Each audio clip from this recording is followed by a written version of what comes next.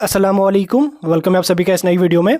तो जिस तरह आप सभी को पता है कि आज जेके बोस क्लास 12th का इंग्लिश का पेपर था, तो आज की इस वीडियो में मैं आपको आज का पेपर सॉल्वेड पेपर बताने जा रहा हूं। डिटेल में आपको इस वीडियो में मैं आपको पेपर समझाऊंगा, पूरा एक्सप्लेन करके मैं आपको बताऊंगा किस तरीके का पेपर था, क्वेश्चंस के क्या आंसर आपको लिखने थे, सब कुछ मैं आपको बताने जा रहा हूँ। वीडियो को पूरा एंड तक देख लेना, चैनल को भी सब्सक्राइब कर देना और टेलीग्राम ग्रुप हमारा जरूर ज्वाइन कर देना। लिंक उसकी आपको डिस्क्रिप्शन में मिल जाएगी, क्योंकि वहीं पर आपको इसके पीडीएफ्स वगैरह सब कुछ वहाँ पे मिलते रहेंगे। तो चलिए वीडियो को शुरू कर लेते हैं और देख लेते हैं क्लास 12th का इंग्लिश सॉल्वेड पेपर। तो यहाँ पे आप देख सकते हैं इंग्लिश का पेपर है। टोटल यहाँ पे 11 क्वेश्चंस आए थे। 11 क्वेश्चंस में से 15 पेजेस का यहाँ पे पेपर आया था। यहाँ पे आप देख सकते हैं जेड सीरीज आपको स्क्रीन पे दिख रही थी। 80 मार्क्स का यहाँ पे आपका पेपर आया था। तो पहले इनका बहुत बहुत शुक्रिया, इन्होंने पेपर हमारे साथ शेयर किया। तो आगे जो भी पेपर होगा वो भी आप कोशिश करना हमारे साथ शेयर करने की, ताकि हम इसको डिस्कस करें।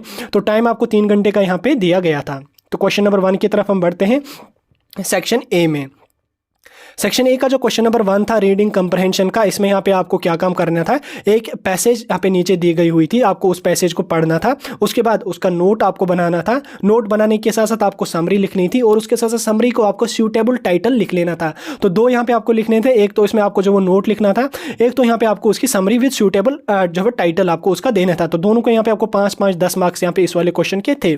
3 पेजेस की ये पैसेज थी, इसको आपने एक बार पढ़ लेना था। पढ़ने के बाद उसकी आपको नोट्स बनाने थे।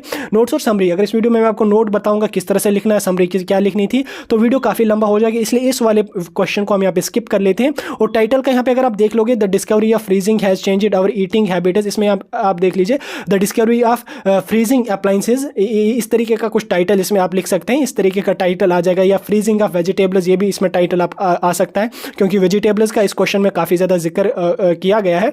या बाकी कुछ इसमें आप इस तरीके का लिख सकते हैं फ्रीजिंग वगैरह के रिलेटेड। तो ओवरऑल ये आपकी 3 पेजेस की जो समरी थी, इसमें आपको जो है वो जो है 10 मार्क्स यहाँ थे। तो इसको ज़्यादा डिस्कस नहीं करेंगे, हम नेक्स्ट क्वेश्चन की तरफ यहाँ पे बढ़ेंगे। नेक्स्ट क्वेश्चन यहाँ पे आपका था read the passage carefully and answer the questions below. तो यहाँ पे भी आपको 2.5 पेजेस की एक समरी दी गई थी। इसमें कुछ इंपॉर्टेंट पॉइंटर्स मैंने हाईलाइट करके दिखे हैं, जो मैं आपको क्वेश्चंस में समझाऊंगा।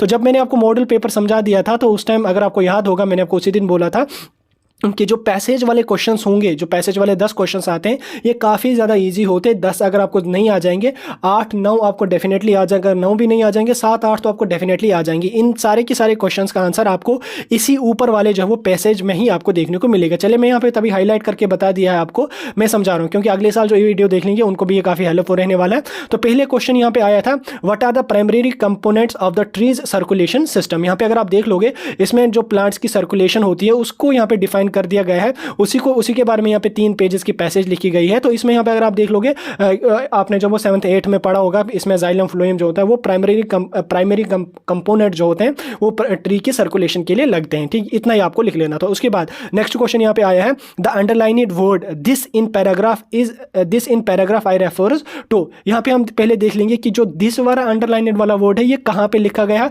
और रेफर किसको करता है। तो यहाँ पे मैंने हाईलाइट करके लिखा है। पैसेज की तरफ हम बढ़ेंगे, देख लीजिए, यहाँ पे आप देख लीजिए, इधर से अगर आप पढ़ लेंगे इसको, यहाँ से अगर आप पढ़ लेंगे इसके, between these 2 pipelines is the vascular cambium. ठीक, a single cell layer too thin to be seen by the naked eye. This, यहाँ पे दिस देखिए, इसमें जो अंडरलाइन करके लिखा गया है, is the tree's major growth organ. अब दिस किसको रेफर किया गया है, वेस्क्यूलर कैम्बियम को। ये अगर आप अच्छी तरह से पढ़ लोगे तो दिस यहाँ पे रेफर किया गया है वेस्क्यूलर कैम्बियम को। तो इसलिए यहाँ पे जो क्वेश्चन नंबर 2 आपका है, इसका यहाँ पे आपका आ जाएगा वेस्क्यूलर कैम्बियम। उसके बाद क्वेश्चन नंबर 3 की तरफ यहाँ पे बढ़ते हैं। It can be inferred from the paragraph that the xylem is responsible for. तो जाइलम किसके लिए रेस्पॉन्सिबल होता है, तो पैराग्राफ में ही मैंने आपको हाईलाइट करके बताया। देख लीजिए, यहाँ पे मैं आपको दिखा रहा हूँ, ये पहला यहाँ पे अगर आप देख लोगे, 1 पाइपलाइन इज कॉल्ड जाइलम और sapwood transport water and nutrients up from the roots to leaves. तो जाइलम का क्या काम होता है, आपने पढ़ा होगा साइंस में कि ये रूट से वाटर या मिनरल्स को ट्रांसपोर्ट करता है और उसके साथ साथ लीवर्स तक पहुंचाता है, जहाँ पे फोटोसिंथेसिस वगैरह का मैकेनिज्म हो जाता है। तो इसलिए इसका जो वर्क होता है, जाइलम का जो वर्क होता है, वो ये ट्रांसपोर्ट करता है वाटर और न्यूट्रिएंट्स को या मिनरल्स को रूट से लेके लीव्स तक। ठीक हो गया, इसका क्वेश्चन नंबर 3 का आपको यहीं पे आंसर। उसके बाद in the process of transcription essential to the tree's circulatory system.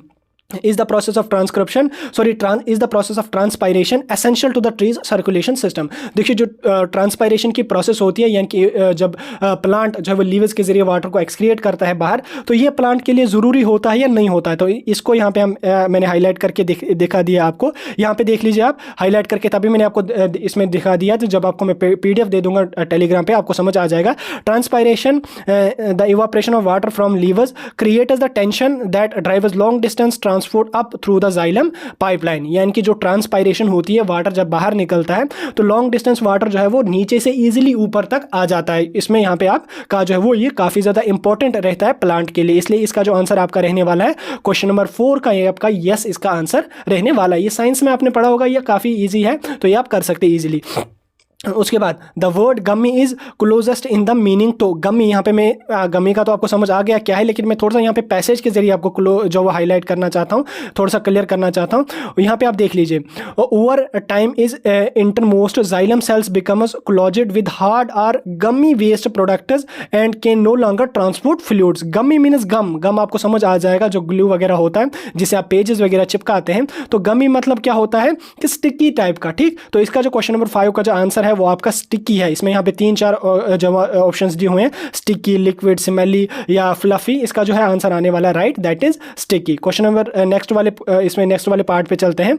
The function of phloem is to carry downward flow of foodstuffs from the leaves to the branches, trunk and roots. देखो, एक तो xylem का काम होता है root से ये water और मिनरल्स को खींचता, एब्जॉर्ब करता है और लीव्स तक पहुंचाता है। उसके बाद दूसरी जो पाइपलाइन होती है जिसको फ्लोएम कहते हैं, इसका क्या काम होता है, जब फूड बन जाता है ये लीवर से फूड लाता है और स्टम में, ब्रांचेस में, बाकी डिफरेंट पार्ट्स जो प्लांट के होते हैं उनमें ये लाता है।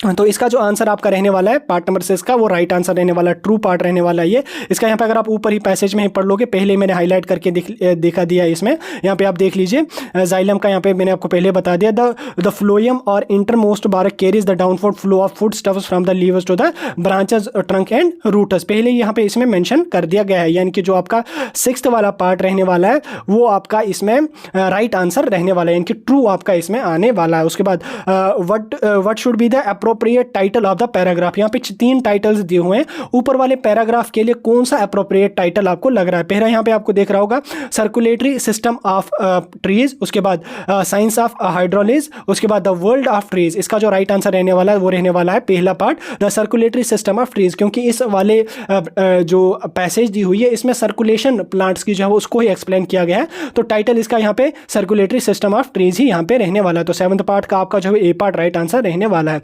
The antonym of protective is, protective antonym मतलब अपोजिट वर्ड, प्रोटेक्टिव मीन्स बचाने वाला, ठीक। जो लेयर वगैरह होती है कुछ बचाने वाले, जिससे किसी चीज़ को हम बचा सकते हैं, तो इसका अपोजिट आ जाएगा हार्मफुल या ऑफेंसिव। इस तरह के दिए, ऑफेंसिव भी अगर लिखोगे वो भी चलेगा, हार्मफुल लिखोगे वो भी इसका चलेगा। उसके बाद does the death of old xylem sales means the death of tree, yes और no.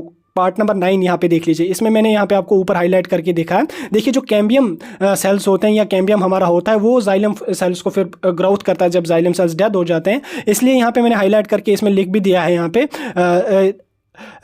each year the death of old cells doesn't mean the death of the tree। that means कि जो old xylem cells होते हैं उनके मरने से plant खत्म नहीं होता है, जब वो डेथ हो जाते हैं तो कैम्बियम जो होता है वो नए सेल्स को प्रोड्यूस करता है। ऊपर अगर आप देख लोगे, however since the vascular cambium manufactures healthy new xylem cells each year the death of old cells doesn't mean the death of the tree। तो इसका जो आपका राइट आंसर रहने वाला है वो यहाँ पे आप देख लीजिए, does the death of old xylem sales means the death of the tree. इसका यहाँ पे आपका नो रहने वाला है आंसर, बी पार्ट रहने वाला है आंसर। उसके बाद यहाँ पे कोई लास्ट पार्ट इसका रहने वाला है, use the word feet in your own sentence. Feet means feet ऐसा तो नहीं, फीट का ये मतलब नहीं आपका पैर, ऐसा नहीं है। फीट का मतलब means the act of great courage, अगर इसको आपको होगा तो ये सेम रहने वाला, एक्ट ऑफ ग्रेट कॉरेज, यानी कि मैंने कुछ बड़ा काम कर दिया, ठीक। इस तरीके का इसका मीनिंग आता है, इसको अपने सेंटेंस में यहाँ पे लिख लेना है। अब मैं यहाँ पे आपको थोड़ा सा सेंटेंस बता रहा हूँ किस तरीके का आप इसमें सेंटेंस लिख सकते हैं। Writing the whole article in 1 night was quite feat, ठीक। इस तरीके का इसमें आंसर आ जाएगा। या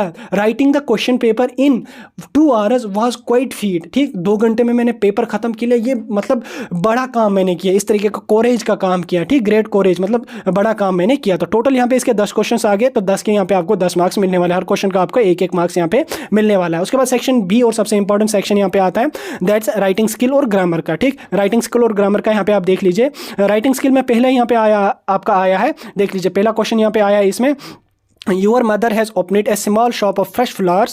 Draft a classified advertisement not exceeding 50 words. ठीक, for the post of salesman with experience of 2 years in floriculture. देखिए आपको यहाँ पे एडवर्टाइजमेंट एक लिखनी है। एडवर्टाइजमेंट आपको पता है किस तरह से लिखनी है। एडवर्टाइजमेंट का फॉर्मेट काफ़ी ईजी होता। अगर आपने न्यूज़पेपर वगैरह पढ़ा होता उसमें जो वो कई सारी एडवर्टाइजमेंट्स हर दिन होती हैं तो आपको पता होगा, स्क्रीन पर भी आपको दिख रहा होगा एडवर्टाइजमेंट का किस तरीके का फॉर्मेट होता है। उसी तरह से आपको फॉर्मेट बनाना है। 50 वर्ड्स के लिए आपकी मम्मा ने जो है वो फ्रेश फ्लावर्स की दुकान खोली है। ठीक, अब आपको सेल्समैन की जरूरत है। ऐसा सेल्समैन आपको चाहिए जिसका 2 साल का यहाँ पे एक्सपीरियंस फ्लोरिकल्चर में होना चाहिए। तो एडवर्टाइजमेंट आपको 50 वर्ड्स के अंदर अंदर लिखनी है। एडवर्टाइजमेंट में आप क्या लिख लोगे, पहले यहाँ पे आपने जो है लिख लेना है कि वैकेंसी सीट्स या ऐसा कुछ लिख लेना है आपको। उसके बाद यहाँ पे well experienced person for salesman in fresh and flower shop is required. उसके बाद उसका एक्सपीरियंस लिख सकते हैं, should have minimum experience of 2 year in floriculture. Education qualification should have to be bachelors in, या ऐसा 12th पास लिख सकते हैं, या बैचलर्स इन फ्लोरिकल्चर, इस तरीके का लिख सकते हैं। उसके बाद सैलरी उसकी नेगोटिएबल रहने वाली है। उसके बाद लास्ट पे यहाँ पे आपको लिख लेना उसका अपना एड्रेस, कॉन्टैक्ट की डिटेल्स लिखनी है, कहाँ पे आने वाला है, मतलब कहाँ पे जॉब है, सॉरी जॉब नहीं, कहाँ पे वो जॉब करेगा, कहाँ पे आपकी दुकान है। उसके साथ साथ यहाँ पे नीचे आप अपना कॉन्टैक्ट नंबर भी लिख सकते हैं जिसपे वो आपका जो एलिजिबल होगा वो कॉन्टैक्ट कर सकता है। काफ़ी ईजी होता है एडवर्टाइजमेंट लिख लेना। 50 वर्ड्स में ही आपको लिख लेनी होती है, तो बस 50 वर्ड्स के अंदर अंदर ही आपको इसमें लिख लेनी है। अगर ये आपका आ जाता है तो ठीक है, नहीं आता है तो यहाँ पे आपका दूसरा इसका आर पार्ट क्या आया है, Your neighbor has created problem in the neighborhood by burning trash every evening on the roadside. Write a letter to the municipal commissioner complaining about it and requesting for its redressal. देखिए यहाँ पे आपने देखा होगा हर किसी एक मोहल्ले में एक ऐसा अंकल तो ज़रूर होता ही होता है जो हर शाम को, खासकर मार्च अप्रैल के महीने में, जो हर शाम को जो है वो रोड पे कुछ गंद वगैरह जमा करके जला देता है। अब ऐसा ही आपके साथ भी हो, आपके मोहल्ले में भी कोई ऐसा अंकल है जो क्या काम करता है, हर दिन वो शाम को रोड साइड पर कूड़ा कचरा जितना भी उसका घर का होता है या बाकी का जमा करके वहाँ पर जला देता है, शाम को आग लगा देता है उसको। और आपको पता है कि धुआं जो निकलता है उससे काफ़ी ज़्यादा जो है वो इम्पैक्ट पड़ता है सोसाइटी पे और इन्वायरमेंट पे भी काफ़ी उसका एडवर्स इफेक्ट है। तो अब आप उससे तंग आ गए, या डेली तो सुबह फिर दिन भर उसमें जो है वो बादल छाए रहते हैं, धुआं ही धुआं होता है, सांस लेने में फिर प्रॉब्लम होती है, तो आपको जो वो अच्छा नहीं लगता। ऐसा नहीं होना चाहिए। अब आप क्या काम कर रहे हो, आपको लेटर एक लिखनी है म्युनिसिपल कमिश्नर को, उसको कंप्लेन करनी है इसके बारे में कि भाई यार इस अंकल को उठा दो यहाँ से, इसने पागल कर दिया, जीना हराम कर दिया हमारा। हर दिन शाम को ये कूड़ा कचड़ा जूते वगैरह जितने भी होते हैं वो जला देता है, धुआं ही धुआं, गंदी स्मेल आती है, बाहर निकल नहीं सकते हैं। ऐसा कुछ आपको इसमें लिख लेना है, तो वो आपने जो है वो फिर सबमिट करनी है। अब इसका फॉर्मेट किस तरह का होता है, फॉर्मल लेटर लिखनी होती है। इसमें यहाँ पे पहले आपका एड्रेस अपना लिख लेना कि मैं कहाँ से हूँ क्या हूँ। उसके बाद यहाँ पे डेट डालनी है, किस डेट को लेटर लिख रहा हूँ। उसके बाद टू किसको लिखनी है आपको, यहाँ पे किसको लिखनी है, म्युनिसिपल कमिश्नर को लिखनी है आपने। उसके बाद यहाँ पे उसको डियर आर सर लिखना है, डियर सर या डियर मैडम जो भी होगा। उसके बाद सब्जेक्ट लिख लेना है, कंप्लेन किसके बारे में है कि अंकल ऐसा कर रहा है या कोई भी ऐसा कर रहा है। उसके बाद यहाँ पे नीचे आपको उसकी बॉडी लिखनी है। बॉडी में आप लिख सकते हैं यहाँ पे कि ऐसा मसला है कि जला रहा है, धुआं हो रहा है, फिर सोसाइटी में उसमें इंपैक्ट पड़ता है, बाहर नहीं निकल सकते हैं, सांस लेने में दिक्कत होती है, या पेशेंट्स वगैरह हैं मोहल्ले में 2-3 ऐसे, या कोई टीबी का पेशेंट है उसको दिक्कत आती है, सांस लेने के अस्थमा वाले पेशेंट्स हैं तो उनको दिक्कत आ जाती है। इस तरीके का कुछ लिख सकते हैं आप तो बॉडी में, तो थोड़े से वर्ड्स का, शॉर्ट वर्ड्स तक आ जाए तो चल जाएगा। उसके बाद नीचे यहाँ पे आपको लिख लेना thanks for your consideration, waiting for your response, इस तरीके का कुछ यहाँ पे लिख लेना, योर सिंसियरली। लास्ट पे अपना नाम और अपना एड्रेस वगैरह भी, एड्रेस तो आपने ऊपर डाला, लास्ट पे आपका नाम अपना, तो लास्ट पे आपको उसका अपना नाम वगैरह डाल देना है। तो हो गया आपका, सबमिट कर देनी है, तो बाकी हो गया। 100-150 वर्ड्स तक भी आ जाएगी तो चल जाएगी। उसके बाद नेक्स्ट क्वेश्चन यहाँ पे आएगी, आपका 4 मार्क्स वाला क्वेश्चन आया था। उसके बाद नेक्स्ट क्वेश्चन यहाँ पे आपका है, write a letter to chief librarian of a reputed university and seek her help for making a virtual library in your school so that the students can access all the books easily। इसमें आपको letter लिखनी है chief librarian किसी reputed university का, Kashmir university, Jammu university, किसी reputed university के जो librarian को आपको लेटर लिखनी है। 120 से लेकर 150 वर्ड्स तक की लेटर आपको लिख लेनी है। उसमें उसकी हेल्प आपको मांगनी है कि भाई हमने भी जो है वो हर, यहाँ पे आप देख लीजिए हर यानी कि मैडम ही है, इसका भी यहाँ पे आपको ख्याल रखना होता है कि हिज लिखा है या हर लिखा है, उनकी हेल्प, मैडम की हेल्प आपको लेनी है कि मैडम हमें भी जो है वो अपने स्कूल में लाइब्रेरी खोलनी, हमें थोड़ी हेल्प चाहिए बुक्स में, किस टाइप की बुक्स हम लाएँ, क्या लाएँ, किस तरीके का इसमें बनाएं, क्या कुछ इसमें हमारे जो वो गाइडलाइंस फॉलो करनी पड़ेगी, ताकि लाइब्रेरी में जो है अच्छी अच्छी बुक्स होनी चाहिए, सारे स्टूडेंट्स जो है वो उनका एक्सेस लें, काफ़ी अच्छी तरह से स्टूडेंट्स का बेनिफिट होना चाहिए। तो इस तरीके का यहाँ पे सेम जो फॉर्मेट मैंने आपको बता दिया, एड्रेस देन डेट, उसके बाद यहाँ पे किसको लिखनी है वो नीचे बॉडी लिखनी है, उसके बाद नीचे करके अपना नाम और एड्रेस वगैरह डाल के सबमिट कर देनी, तो हो गई। आपको 120 से लेकर 150 वर्ड्स तक की यहाँ पे आपको लिख लेनी तो हो गई। उसके बाद यहाँ पे अगर आप ये लिखोगे तो ठीक है, नहीं तो इसका आर पार्ट यहाँ पे आपका आया है, write a letter to the director of school education, write a letter to the director of school education requesting him to send teachers in your school for children with special needs so as to make your school inclusive and exemplary for the underprivileged students। ठीक, आपने जो वो director of school education जो है उनको letter लिखनी है कि जो टीचर्स हमारे स्कूल में कम है उनको भेजा जाए, ताकि स्टूडेंट्स जो भी हैं जिनकी नीड टीचर्स की है वो फुलफिल होनी चाहिए, ताकि हमारे बच्चे भी जब आगे चल के कुछ बड़ा काम करें। इस तरीके की लेटर आपको लिख लेनी है, तो हो गया आपका। इसमें भी 6 मार्क्स यहाँ पे आपको रहने वाले हैं। उस क्वेश्चन यहाँ पे आपका आया है, यहाँ पे देख लीजिए, नेक्स्ट क्वेश्चन आपका आया है, you have done master diploma in culinary arts, write your job application and resume to the manager of 5-star hotel in Srinagar who has advertised post of senior chef in the hostel. ठीक, आपने यहाँ क्या काम कर लेना है, application लिखनी है और उसके साथ साथ रिज्यूम एक लिख लेना है। जो 5-star होटल है श्रीनगर का, उन्होंने एडवर्टाइजमेंट लिखी थी, उसमें उन्होंने क्या लिखा था कि सीनियर शेफ की हमें ज़रूरत है, तो उसके लिए आप एलिजिबल हैं, तो आपने जो है अपना रिज्यूम सबमिट करना और एप्लीकेशन सबमिट करना है। रिज्यूम में किस तरीके का लिखना होता है, रिज्यूम आपने देखा होगा, यहाँ पे आपको अपना नाम डालना पड़ेगा, उसके साथ साथ ऑब्जेक्टिव क्या है, उसके बाद स्किल्स आपके और एबिलिटीज़ क्या क्या है आपके, उसके बाद एक्सपीरियंस आपका कितना है वो लिखना पड़ेगा, एजुकेशन क्वालिफिकेशन आपकी कितनी है वो लिखनी पड़ेगी। उसके बाद यहाँ पे आपका जो है वो कुछ और भी इसमें ऐड कर सकते हैं, जो भी करना होगा वो यहाँ पे आप कर सकते हैं। एक्सपीरियंस वगैरह इसमें मस्ट होता है। उसके बाद अवार्ड्स वगैरह कोई मिला आपका है उसका यहाँ पे आप मेंशन कर सकते हैं। तो इस तरीके यहाँ पे आपका रिज्यूम बन जाता है, तो वो आपको यहाँ पे 120 से लेकर 150 वर्ड्स तक का सबमिट कर देना, तो रिज्यूम इजीली 120 से लेकर 150 वर्ड्स का हो जाता है।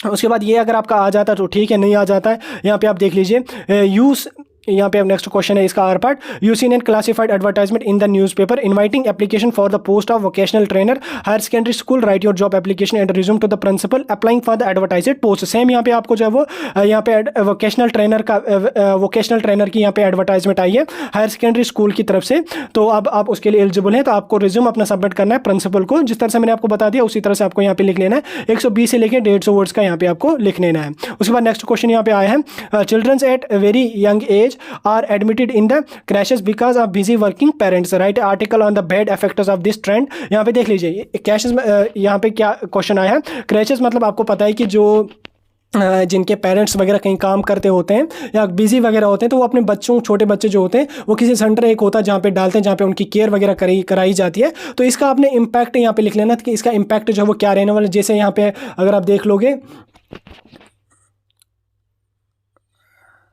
तो नेक्स्ट क्वेश्चन यहाँ पे आपका आया है, children at very young age are admitted to crashes because of busy working parents, write article on the bad effect of this trend. देखिए आपने देखा होगा कि जो आंगनवाड़ी जो होता है हमारे गांव वगैरह में होती है, आपको पता ही होगा, जम्मू कश्मीर में भी चलती है, तो आपने देखा होगा वहाँ पे जो छोटे छोटे बच्चे हैं उनको रखा जाता है 1 बजे तक, फिर खाना वाना उधर भी खिलाया जाता है। उसी तरह से ये भी होता है क्रैशेस का। इसका यहाँ पे आपने देख लें तो पेरेंट्स अपने बिजी वगैरह तो फिर बच्चों को उधर डाल देते, दिन माँ बाप काम पर चले गए, बच्चों को उधर डाल दिया, वो क्या करें, क्या खाएँ क्या नहीं खाएँ, वो उधर ही उनका ही देख लेना है। तो इसी के बारे में यहाँ पे आपको एक आर्टिकल लिखना है कि इसके यहाँ पे गलत इंपैक्ट्स क्या पड़ते हैं। इसी तरह से यहाँ पे आपको 200 से 250 वर्ड्स तक का यहाँ पे आपको लिख लेना, तो हो गया यहाँ पे आपका ये भी। उसके बाद यहाँ पे आपको स्पीच लिखनी पड़ेगी, अगर ये आपका आ जाएगा आर्टिकल तो ठीक है, नहीं तो अभी आपको स्पीच लिखनी पड़ेगी। Importance of common brotherhood and kindness that is fast declining in our society. जैसे आप देख रहे हैं भाई भाई का नहीं है, भाई बाप का, बाप बेटे का नहीं है, बेटा बाप का नहीं है, इसी का यहाँ पे आपको इंपैक्ट लिखना है। एक आर्टिकल इस पर लिखना है, स्पीच एक लिखनी है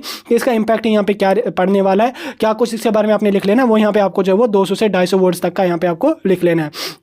उसके बाद ग्रामर वाले सेक्शन से यहाँ पे आपको एक पैसेज दी हुई है, इसको यहाँ पे आपको एडिट करना पड़ेगा, 8 मार्क्स यहाँ पे आपको मिल जाएंगे। तो नेक्स्ट सेक्शन सी की तरफ यहाँ पे हम चलेंगे। सेक्शन सी यहाँ पे आपका लिटरेचर वाला रहने वाला है। इसमें यहाँ पे आपको जो है एक एक्सट्रैक्ट दिया गया है माई मदर 866 वाली पोइम से, इसको यहाँ पे आपको पढ़ना है। पढ़ने के बाद नीचे यहाँ पे आपको क्वेश्चन कुछ दिए हुए हैं, इनको यहाँ पे आप देख लेना। Why is the mother of the author open mouthed, ठीक, यहाँ पे आपने देख लेना है कि जो ऑथर है उसकी मदर जो है वो, उसका माउथ क्यों खुला है, क्योंकि वो ओल्ड एजेड थी, ओल्ड एजेड जो पर्सन्स होते हैं उनका अक्सर मुंह खुला रहता, तो इस तरीके का आंसर लिखना है, क्योंकि बिकॉज ऑफ ओल्ड एज उस वजह से उनका माउथ जो है खुला था। उसके बाद यहाँ पे what does the dose means, dose का मतलब क्या होता है। देखिए, अगर आपने कभी बस का सफ़र किया होगा 1 घंटे 1.5 घंटे का, आपने देखा होगा आपकी नींद आती है, मुंह खुला सा रहता है, तो उसी को यहाँ पे डोज कहते हैं। डोज मीन्स कि स्लीपी। ठीक, यहाँ पे अगर आप ऊपर आतर की मदर का देख लोगे, उनका भी यहाँ पे ऐसा ही हाल था, कुछ डोज थी, स्लीपी थी, मुंह खुला था, रैशेस वगैरह थे, वो यहाँ पे कुछ इसका डोज का मीन्स, डोज का जो मतलब है वो है स्लीपी। बस इतना ही करेंगे, ज़्यादा डिस्कस नहीं करेंगे इसको। उसके बाद why has been the author's mother likened to a corpus. Corpus means the dead body. Corpus की तरफ से उसको क्यों, मतलब उसके साथ इसको जो है मैच किया गया, क्योंकि उसका जो है वो उनका मुंह खुला था, और नींद जैसी आ रही थी उनको, और माउथ पे जो चेहरा था उसके रैशेस थे,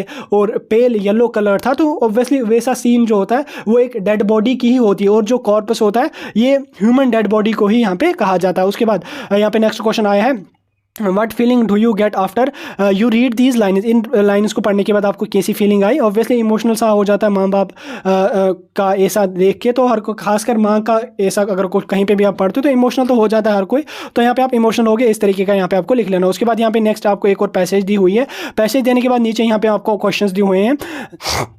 जो पैसेज यहाँ पे आपको दी हुई है ये आपका लास्ट लेसन वाला जो आपकी शॉर्ट स्टोरी है उससे दी हुई है यहाँ पे पैसेज।